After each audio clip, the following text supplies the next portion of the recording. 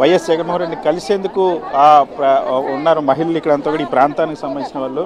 మా రషీద్ని చంపిన వాళ్ళకి ఎలాంటి శిక్ష పడవాలని కోరుకుంటున్నారు. ఉరి తీయాలి, ఉరి తీయాలి, ఉరి తీస్తేనే వాడు బయటకు వస్తే మేమైనా పెడతాం, మేమైనా ఉంచాం, పెట్రోల్ పుస్తకాలు పెడతాం. వాడి బండికి ఎట్ట వేసాడు పెట్రోల్ అట్ట వేసి ఇంట్లో ఉండగలగా చేస్తాం, ఇంట్లో ఉండగలగా వేస్తాం అంతే. మా పిల్లలకన్నా ఎక్కువ ఏం కాదు మాకు. వాడు దొరకపోయినా వాడి ఇంటికి పోయినా వాడి ఇంట్లో పెట్రోల్ పోసి తగలు పెట్టుకొని మేమే తగలు పెడతాం వాడితో పాటు. ఇంకా అంతే, శిక్షణ అనుభవిస్తాం మేము. వాడు మాత్రం బయటికి రాకూడదు, రాకూడదు. వాడు వెనక ఏమి లేకుండా చేస్తాడా? 20 సంవత్సరాల వాడికి నాకు తెలుసు. 23, 22, 23 కూడా ఉండవు.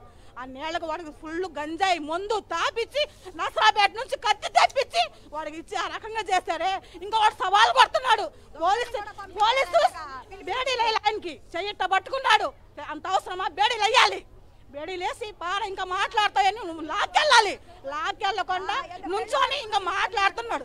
పెళ్లి కొడుకు చేయి పెట్టుకుని తీసుకెళ్తున్నాడు. అంత అవసరమా? ఏంట్రా నువ్వు చేసిందని పట్టుకుని బేడీలు వేయాలా, 4 పీకలా తీసుకెళ్ళి లోపల వేయాలి. అట్టగా నుంచోని ఇంకా మాటలు. అదే వాడికి మాటలు చెప్పకుండా ఆ అబ్బాయిని తీసుకెళ్లి హాస్పిటల్లో జాయిన్ చేస్తే ఎట్టుండేదో. అక్కడే 1 అరగంట ఆపేశారు. చెప్పండి మీరు, హాస్పిటల్ దాకా సగం దారిలో ప్రాణం ఉందిగా. అదే వాడితో అప్పచెప్పి మీరు తీసుకెళ్ళి ఏం చేయమని చెప్పేవాడే ఉన్నారు. మాటలు వినేవాళ్ళు కదా. అది కూడా లేకుండా పోలీసు సహారకం లేనిది పెద్దోళ్ళది ఎవరు లేకుండా చేస్తాడు వాడు. చేస్తాడు చెప్పండి. అంత వాడికి తింటానికి అన్నం లేదు, తింటానికి అన్నం లేదు. జాంగిరి అనే అబ్బాయి ఇంకొక అబ్బాయి వాళ్ళు ఇద్దరు నుంచొని ఉంటే ఒరే నెక్స్ట్ నువ్వు ఉండాల్సిన ప్లేస్ లో వాడు ఉన్నాడు, నెక్స్ట్ నువ్వే, నీ తర్వాత వాడు ఇంకా 5 ఉండాలి. మీరు అందరూ చెప్పండి సార్, చెప్పండి. అది న్యాయమేనా? మీరు అంత కెచ్చి గీసుకొని చెప్పుకొని ప్లాన్ ప్రకారంగా పక్కా ప్లాన్ గా చేశారు ఇది, అంతేగా. లేకపోతే వాడెళ్ళటం ఏంటి? నువ్వు తాగి పక్కనే పోగానే కత్తి తీసుకొని వేయటం ఏంటి? ఇంకా పేర్లు చెప్పడం ఏంటి? చెప్పండి సార్ మీరు, అది న్యాయమేనా? పెద్దరికం. వాడు భయం లేదు. భయం ఎట్టుంటది? భయము పక్కన వాళ్ళు చెప్పింటే మేము ఉండాము, నీకు ఏం కాదు, నీకు దెబ్బ కూడా పడదు, మేము ఉండాం, మీరు వెళ్ళండి, నువ్వు వెళ్ళి ఆ పని చెయ్యి, మేము తీసుకొస్తాం అని తీసారు. టీడీపీలో లేడు, వైసీపీ అంటారు. వైసీపీలో ఎక్కడున్నారు చూపించండి. మా పిల్లలు అందరూ ఉన్నారు వైసీపీలో, వాడు ఉండాలని చూపించండి ఒక్కసారన్నా. మా పిల్లలతో ఉండాలని చూపించండి. అది ప్రభుత్వానికి చెడ్డ పేరు వచ్చిద్దని ఆ రకంగా అడ్డదరగ నడిపించారు. ఈ కేసు నడిపించారు. మీరు బయటికి తెస్తారు, వాడు ఉంటాడా? చెప్పండి సార్. ఉంచుతామా? ఉంచంగా. 2 సార్లు గొంతులు కోసాడు, 3వసారి ప్రాణమే తీసాడు. ఇంకా ఆ ప్రాణాన్ని మేము చూస్తూ ఉంటామా? ఉండం కదా. ఏదో పెద్దవాళ్ళు ఉండి పక్క నుండి వాడికి గీసి లోపల పంపించారు. డబ్బులు ఇచ్చి పక్కన 50 వేలు ఇచ్చి పల్లెటూరు నుంచి పిలిపించి చేసి వాడికి ముందు నెట్టారు. నీకేమన్నా అవుతే మేము వస్తాం, నువ్వు వెళ్ళు ముందు కానీ వాడికి పంపించు. వాళ్ళకి తింటాకి తిండి లేదు సార్. వాళ్ళ పెద్దన్నయ్య సంపాదిస్తే ఏమన్నా పనికి పోయి వాడు కూడా ఏదో చేస్తానే ఉంటేనే ఇల్లు జరిగిద్ది. వాళ్ళు ఊరి మీద తిరిగేవాళ్ళు గంజాయికి మొత్తుకి దానికి దీనికి. వాళ్ళ సంపాదన ఏం లేదు మాకు తెలుసు. వాళ్ళ పేట అయితే అక్కడ బతకలేక మళ్ళీ ఇన్కొండ వచ్చి బతుకుతున్నారు. ఇన్కొండ వచ్చి బతికి ఇలాంటి పనులు చేస్తున్నారు. అది న్యాయమేనా? చెప్పండి. మీరు ఎవరొకరు చేసి పట్టాగా ప్రభుత్వంలో సంబంధం లేదు. టీడీపీ కాదన్నారు.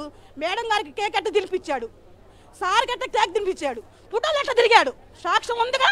ఫోటోలు చూపించారుగా మీకు, మీరే చేశారుగా వాటిలో. చెప్పండి. అది వాళ్ళు ఆ అబ్బాయికి ఉరి తీస్తేనే మాకు న్యాయం జరిగేది. చెప్పమ్మా, ఎలాంటి శిక్ష చేయాలనుకుంటున్నారు? ఉరి తీయాలి, ఉరి తీస్తేనే మేము ఒప్పుకునేది, లేకపోతే అస్సలు ఒప్పుకునే పనే లేదు. అది వాడు బతకొద్దు, అది మా ఇది. ఇంకా లేకపోతే మాకేం లేదు కానీ వాడు మటుకు వదిలిపెట్టొద్దు, ఉరి తీయాలి. వదిలిపెడితే మటుకు మేమైనా చంపేస్తాం. అది తీవ్ర ఆగ్రహం వ్యక్తం చేస్తున్నారు. ఎందుకంటే వీళ్ళందరితో పాటు వీళ్ళ పిల్లలతో పాటు కలిసి పెరిగినటువంటి వ్యక్తి రషీద్ ఆ కళ్ళ ముందే దారుణంగా చంపినటువంటి నేపథ్యంలో అది చూసిన తర్వాత ప్రతి ఒక్కరూ కూడా తీవ్ర ఆవేదన వ్యక్తం చేస్తున్నటువంటి పరిస్థితి. మా ఇందాక నుండి కూడా మీరు కూడా చాలా ఆవేదన చెందుతున్నారు. చంపుతామని చెప్పాడు సార్, చేయి చూపించి ఊరిక ఏందిరా అట్లా చంపావంటే నీకు కూడా ఉందిరా, ఫస్ట్ నీకు పడేది వాడికి పడిందిరా అని చెప్పాడంట. ఇంకా చెప్తే ఇంకా భయపడాయి. ఆ పిల్లోడికి మత్తు పిల్లలు వేసి పనుకోబెట్టాం సార్, ఇంట్లో పనుకోబెట్టాం. ఇంకేం చేస్తాం? బయటికి వెళ్ళి వాడికి చంపాలంటున్నాడు వాడు కూడా. ఇంకా చంపాలి కదా వాడికి. మేమే చంపుతాం, తీసుకొచ్చి ఇక్కడ నిలబడిస్తే ఇప్పుడే చంపుతాం అందరం. తల్లులకి ఇంత మండిపోతుంది వాడితో. ఇప్పుడు 15 మందికి చెప్పాడంట, అందరికి చంపుతా 15 మంది. వాళ్ళు ఫోటోలు తీసుకున్నారు సార్ మొన్న ఎలక్షన్ అయిపోయిన తర్వాత అందరి కాడ ఫోటోలు, పిల్లల ఫోటోలు. అప్పుడు తగు ఉంది కదా, వాడు గొంతుకు వచ్చాడు కదా, అప్పుడు ఈ పిల్లలు వెళ్ళి అప్పుడు గొడవ చేశారు కాబట్టి ఆ వాడికి ఉన్న ఫోటోలు కేసులో ఉందంట. అది ఫోటోలు తీసుకున్నారు వాళ్ళు అందరికి కాడ. ఏమని చెప్పారు, ఫోటోలు తీసుకురండి అమ్మా, తీసుకొస్తే ఫోటోలు ఇస్తే మేము కేసు కొట్టిస్తామని చెప్పారు. ఆ ఫోటోలు తీసుకొని అందరి పేర్లు రాసుకొని చేస్తున్నాడు వాడు. వాడికి బాగా తాపిచ్చి పంపించారు. అది బెదిరించారా మళ్ళీ? అబ్బాయికి బెదిరించాడు, వాళ్ళ అబ్బాయికి బెదిరించాడు. నెక్స్ట్ నీకు రా, నెక్స్ట్ నీకు అని చెప్పాడు. అదిగో వాళ్ళ అబ్బాయి 5గురిని చంపుతానని చెప్తున్నాడంట వాడు, 5గురు పిల్లల్ని. ఇప్పుడు ఒకళ్ళైనా చంపేశాడు కదా, ఇంకా 4గురు ఉన్నారని చెబుతున్నాడు.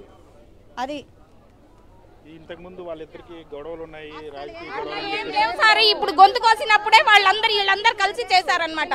అప్పుడే గొడవలు. వాడికి అసలు అంత గొడవలు లేదు. ఈ అబ్బాయి అసలు రాడు, తొందరగా బయటికి కూడా రాడు ఈ అబ్బాయి. మామూలుగా ఎలక్షన్ లో తిరుగుతారు కదా సార్, ఎవరు తిరగకుండా ఉన్నారు వాళ్ళ. ఇప్పుడు వాడ పార్టీలు వాళ్ళు తిరుగుతున్నారు కదా, మా పార్టీ మాది తిరుగుతారు. మా పిల్లలు తిరిగినప్పుడు చంపాలని ఉందా? ఏమన్నా చంపాలని ఉంది సార్? మేము గెలుచుకోవాలని మేము చేసుకుంటాము, వాడికి ఎందుకు చంపుతారా? జీవి ఆంజనేయులు చెప్తున్నారు కదమ్మా, ఇక్కడ ఉన్నటువంటి ఎమ్మెల్యే ఇతను కూడా వైసీపీ అని చెప్పేసి. అసలు ఏదో ఒకటి ఆంజనేయులు చెప్పాడు కదా, సరే అది వాడు న్యాయం చేయమనండి ఆయనకి. ఇప్పుడు ఎమ్మెల్యే కదా ఆయన, ఆయనకు న్యాయం చేయమనండి, వాడు చంపమనండి. అప్పుడు మేము అనుకుంటాము. సరే జీవి ఆంజనేయులు సారే వాడు ఏం చేయలేదమ్మా, కాదన్న ప్రభుత్వం వాళ్ళ చేతిలో ఉంది, వాడి గురి తీయమని చెప్పండి, అప్పుడు నమ్ముతాం మేము. జీవి ఆంజనేయులు గారు ఎవరు చేయలేదని అప్పుడు మేము నమ్ముతాం. అది ఇది చేస్తాం, వాడికి కూడా మెచ్చుకుంటాం. ప్రభుత్వం కాబట్టి వాడు బాగా చేస్తాడని మేము కూడా మెచ్చుకుంటాం. అప్పుడు ఇప్పుడు మళ్ళీ మా పిల్లలు చంపితే ఏం చేయాలి సార్ మేము? వాళ్ళకి భయం పడుతుంది, భయం పడుతుందండి. వాడికి నరికిన కాడి నుంచి భయపడుతున్నారు వాళ్ళు. 3 రోజుల నుంచి నిద్రలు లేవు, అన్నాలు లేవు, ఏం లేవు వాళ్ళకి. అసలు భయపడి చేస్తున్నారు తల్లులు అయితే. ఇక్కడ ఈ ప్రాంతంలో ఉన్నటువంటి మహిళల ఆవేదన, ఎందుకంటే ప్రధానంగా ఇక్కడ వీళ్ళ పిల్లలతో పాటు కలిసి తిరిగినటువంటి వ్యక్తి రషీద్ హత్య తర్వాత ఆ తర్వాత మళ్ళీ వార్నింగ్ ఇచ్చారు, మిమ్మల్ని కూడా చంపుతాం తర్వాత అంటూ వార్నింగ్ ఇచ్చారు అన్నట్టు మాట్లాడుతూ ఉన్నారు. సో ఈ తల్లుల ఆవేదన కూడా ఖచ్చితంగా రషీద్ని ఎవరైతే హత్య చేశారో హత్య చేసిన వాళ్ళకి ఖచ్చితంగా ఉరిశిక్ష వేయాల్సిందే అన్న డిమాండ్ చేస్తున్నటువంటి పరిస్థితి ఉంది. సో ఎందుకంటే ఈ మహిళల్లో ఆ రోజు వాళ్ళ పిల్లలు ఎటువంటి ఇబ్బందులు పడుతూ ఉన్నారో, ఉన్నటువంటి మిగిలిన పిల్లలందరూ కూడా ఎలా ఇబ్బంది పడుతూ ఉన్నారో, మిగిలిన వాళ్ళు కూడా చంపుతారని ఒక భయం అన్నది చాలా స్పష్టంగా కనిపిస్తుంది. ఎందుకంటే ప్రతి ఒక్కరికి కూడా వార్నింగ్ ఇచ్చారన్నటువంటి పరిస్థితి కనిపిస్తుంది. రషీద్ ఎటువంటి వ్యక్తి? రషీద్ చనిపోయిన మంచి అబ్బాయి అండి, చాలా మంచి అబ్బాయి. ఎటువంటి గొడవల్లోకి వెళ్ళాడు అబ్బాయి, చాలా మంచి అబ్బాయి. ఒకడు కాదు ఎంత మంచి అబ్బాయో. నవాజ్ శుక్రు 5 పూటలు నవాజ్కి వెళ్తాడు. ఈరోజు మా ఇంటి మీద నుంచి ఆ అబ్బాయి వెళ్ళేది. నవాజ్కి వెళ్తాడు, వస్తాడు. అసలు తెలిసినాక నా గుండె ఆగిపోయింది సార్, పడిపోయా నేను. రషీద్ పడుతుంటే సెల్లులో చూపించారు పిల్లలు, మా సెల్లులో లేకపోతే టీవీ అయిపోతే నేను ఇట్లా సంగతి అబ్బాయి వెళ్ళి అబ్బాయి పిలిచా నేను చెప్పుకుంటుంటే నిజమా అబద్ధమా అని మా అబ్బాయి ఫ్రెండ్కి చూపిస్తే ఆంటీ నువ్వు చూడలేవా ఆంటీ అన్నాడు. ఇట్లా చూపించి బయటికి వెళ్ళాడు, నేను ఇంట్లో పోగానే పడిపోయాను. ఆ అబ్బాయి ఎవరి జోలికి వచ్చేవాడు కాదు, పోయేవాడు కాదు. ఆ అబ్బాయి 5 పూటలు నవాజ్కి వెళ్తాడు. శుక్రవారం వెళ్ళి వస్తూ ఉంటే వైట్ షర్ట్ వేసుకొని బ్లాక్ ప్యాంట్ వేసుకుని నవాజ్కి వెళ్తూ వస్తూ ఉంటే ఆ అబ్బాయి ఎంత బాగుంటాడు. ఎవరి జోలికి ఆ అబ్బాయి బండి అమ్మటే ఎవరు ఉండరు. ఆ అబ్బాయి ఒక్కడే సార్ ఉండేది, ఎవరు ఉండరు. ఉంటే ఖాన్ సార్ ఉంటారు, ఆయన సార్ ఉంటారు, అంతే, ఇంకెవరు ఉండరు. ఎందుకు అంత మంచి అబ్బాయిని పొట్టను పెట్టుకున్నాడే, వాడు బయటకు వస్తే మళ్ళీ మేము ఎట్లా చేయాలి చెప్పండి? ఇప్పుడు మా 5 పిల్లలు కూడా మాకు ఎట్లుంటుంది చెప్పండి? సరే జీ ఆంజనేయులు సారే మా ప్రభుత్వం కాదు, టీడీపీ కాదు, వైసీపీ అన్నారు కదా, మరి ప్రభుత్వం వాళ్ళది కదా. మా 5 పిల్లలకి ప్రాణాలు రక్షించమనండి, అప్పుడు నమ్ముతాం. అంతేనా సార్?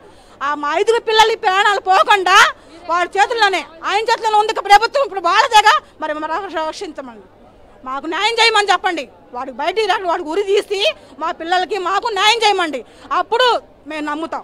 అప్పుడు దాకా సార్ జీవి సార్ అసలు ఎవరిని మాటలు మేము నమ్మము. మాకు ఏ ప్రభుత్వం వద్దు, మా పిల్లలు మాకు కావాలి, మాకు న్యాయం జరగాలి, వాడికి కావాలి, ఉరి తీయాలి వాడికి. ఎప్పుడైనా ఇక్కడ ఈ వీరుకొండలో కానీ ఇలాంటివి ఎప్పుడైనా జరిగినాయా ఇటువంటి? అసలు ఏం జరగలేదు సార్. ఆయన అబ్బాయి ఒక్కడే పోయిన సంవత్సరం కూడా అట్నే గొంతు కోసాడు ఇద్దరిని, ఎవరిది? వేరే వాళ్ళని. పోయిన సంవత్సరం 2 సంవత్సరాల నుంచి ఇట్నే చేస్తున్నాడు. అప్పుడు కూడా వదిలేశారు, అప్పుడు వదిలేబట్టి ఇప్పుడు ఇట్లా చేశాడు. ఇప్పుడు చేసింది కాక మళ్ళా బెదిరిస్తున్నాడు పోలీసుల ముందే, వాడికి భయం లేకుండా చేస్తున్నాడు. అంటే ఎవరు అండదండ చూసుకుని ఎట్లా చేస్తున్నాడు వాడు? ఎవరైనా ధైర్యం వెనక ఉండబట్టే కదా సార్, లేకపోతే అంత ఇదిగా ఎలా చేస్తాడు ఆయన? అదే ఎవరో బయటికి రావాలి అందరూ.